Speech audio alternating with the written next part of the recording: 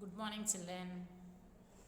In our previous class, we discussed about Rutherford model and G.J. Thomson model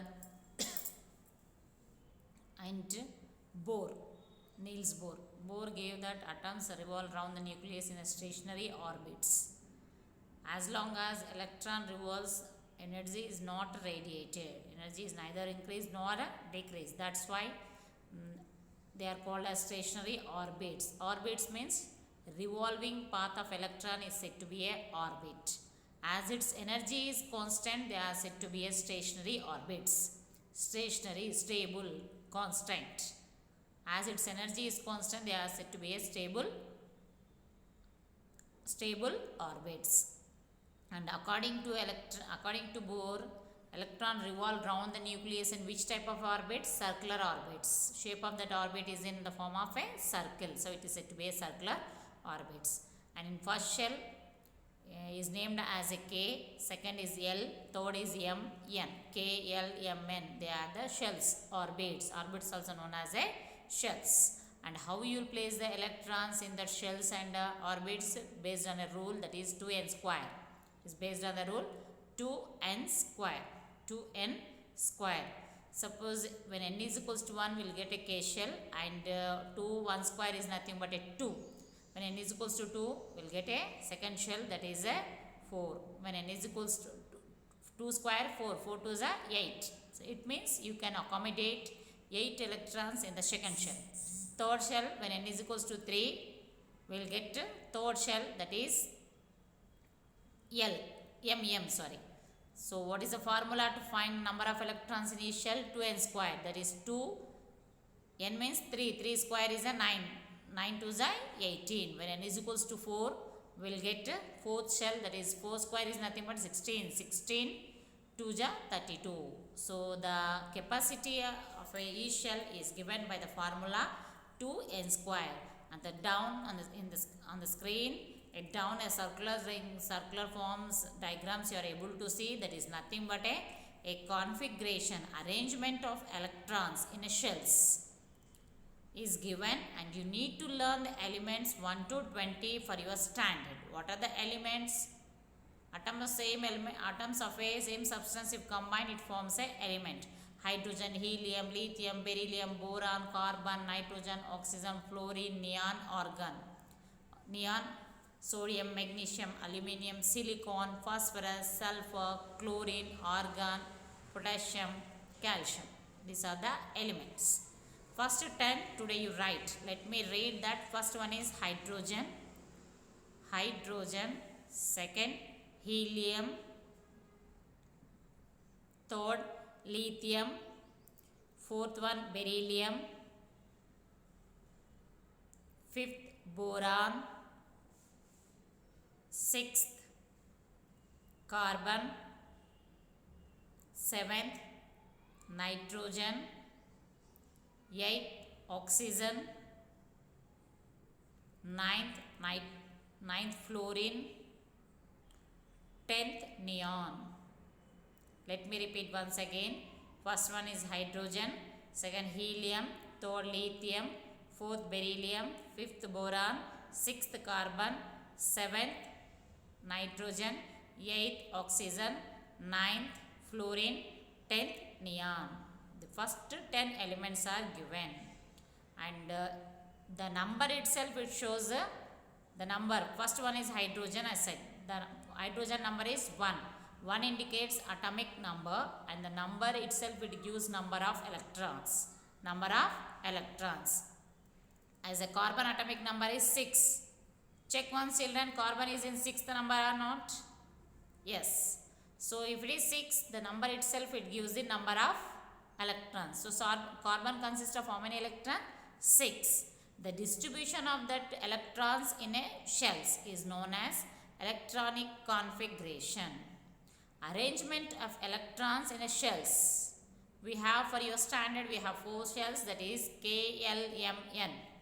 First shell is named as K, second is L, third is M, fourth is N. As the number is increasing, automatically the capacity also increases. And what is your duty, children? The first 10 elements you learn with the atomic number. If you miss one number also, the complete configuration goes wrong. So please children learn the elements 1 to 10 with their atomic numbers and the symbols. Okay. Hydrogen H, atomic number 1. Helium 2. Lithium 3. Beryllium 4. Carbon 5. Oxygen, carbon, nitrogen 7 and oxygen 8, fluorine 9, neon 10. Now the circle which you are seeing on the screen, they are the diagrams are nothing but arrangement of electrons. First, hydrogen is having 1 electron. It can accommodate in first shell because the shell capacity is 2, but hydrogen is having 1. You can place 1 electron there. And helium is having 2. You can place in first shell only. Lithium 3. So first shell capacity is 2. So it enters into the third shell, second shell.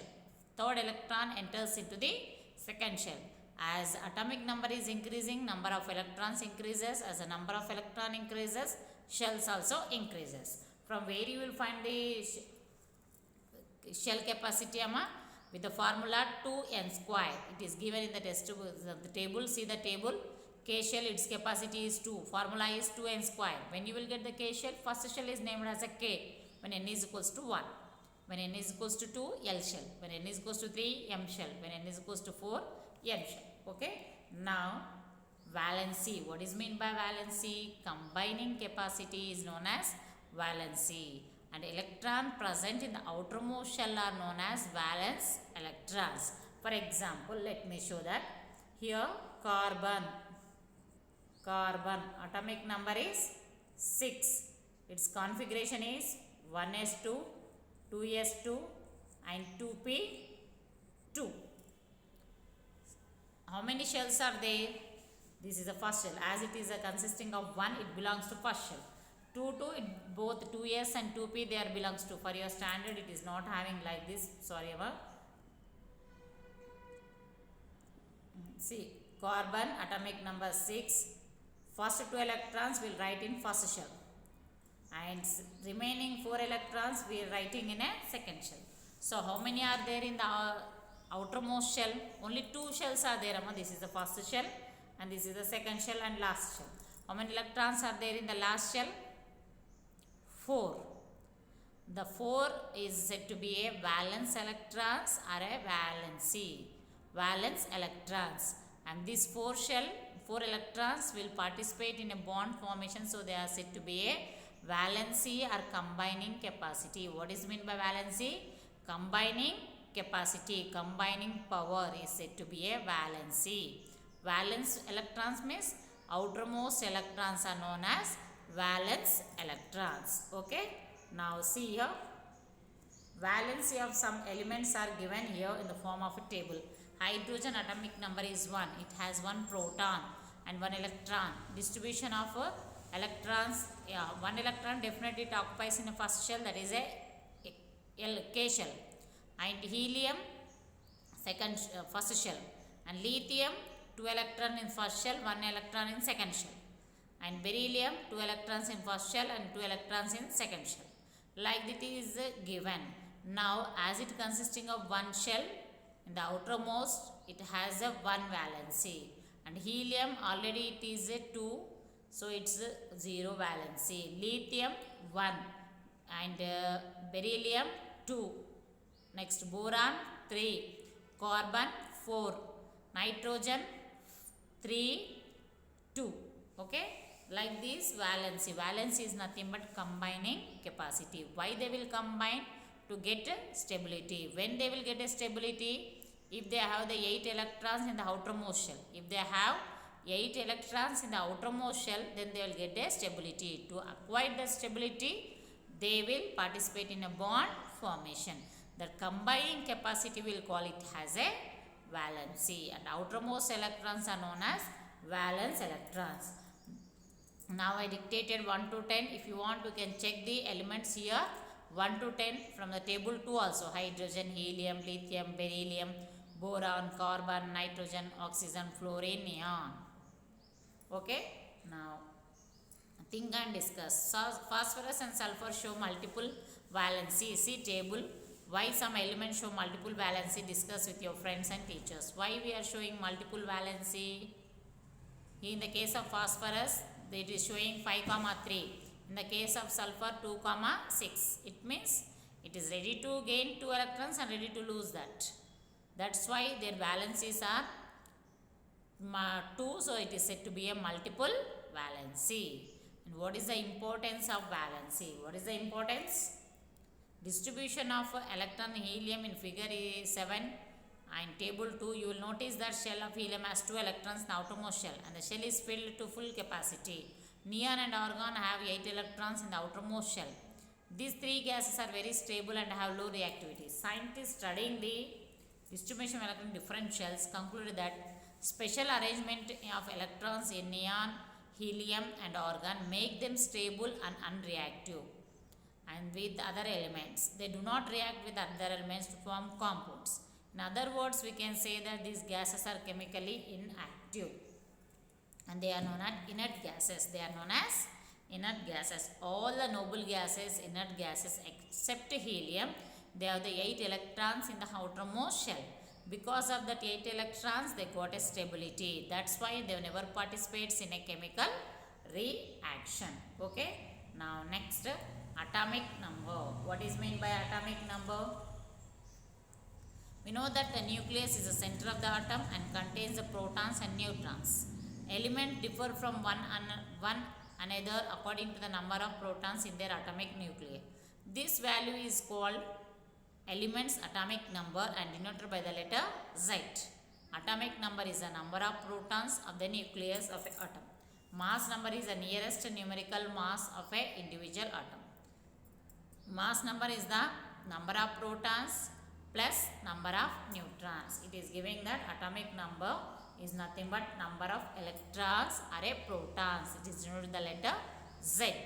And mass number is nothing but sum of protons and a neutrons. Sum of protons and neutrons. And it is denoted the letter A. Mass number is denoted the letter A. Writing symbols of atoms. F is a fluorine. Always down you have to write it is atomic number, number of protons, that is a 9, and mass number can be written on the top to the left corner, that is a 19. Its mass number is 19. Mass number is nothing but a atomic mass. Okay, clear children? What is atomic number? Number of electrons or number of protons. What is the mass number? Sum of protons and neutrons. Sum of protons and neutrons. Okay. Now comes to the isotopes. It must be clear to know that every element has a unique atomic number. What about the mass number? Does every element has unique mass number which is different from the mass number of the other elements? No, the mass number of element is not unique because there are more than one type of atoms of the same element present in a nature in certain cases.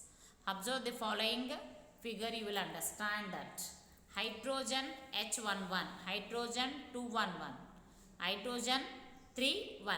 It means mass number is differs but atomic number is same. If there is a change in the mass number and if atomic number is same, such elements are said to be a isotopes. They are said to be a isotopes, and the atoms of a same element which has the same number of protons but different number of neutrons are called isotopes. Deuterium, tritium and tritium are isotopes of a hydrogen. Hydrogen, deuterium and tritium, they are the isotopes of a hydrogen. The chemical properties of isotopes are similar but their physical properties are different. What are isotopes? Atoms of a same element having same atomic number, having same number of protons or atomic number, same number of protons but different number of neutrons. So they are said to be a isotope. See, your definition is given. Atoms of a same element. Atoms of a same element having the same mass number, this one.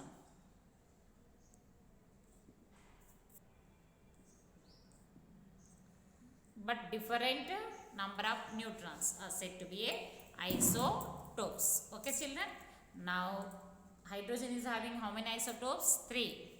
Hydrogen 2 1, hydrogen 1 1, hydrogen 3 1.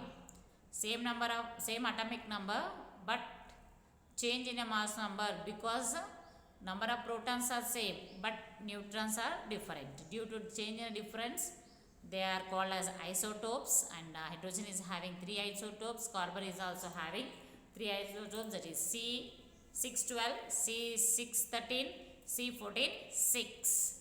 And do you know, two elements share the recorded for the highest number of isotopes, that is xenon and cesium. Have how many isotopes children? 36. So what is valency? Combining capacity. Valence electrons, outermost electrons. What is a Bohr model?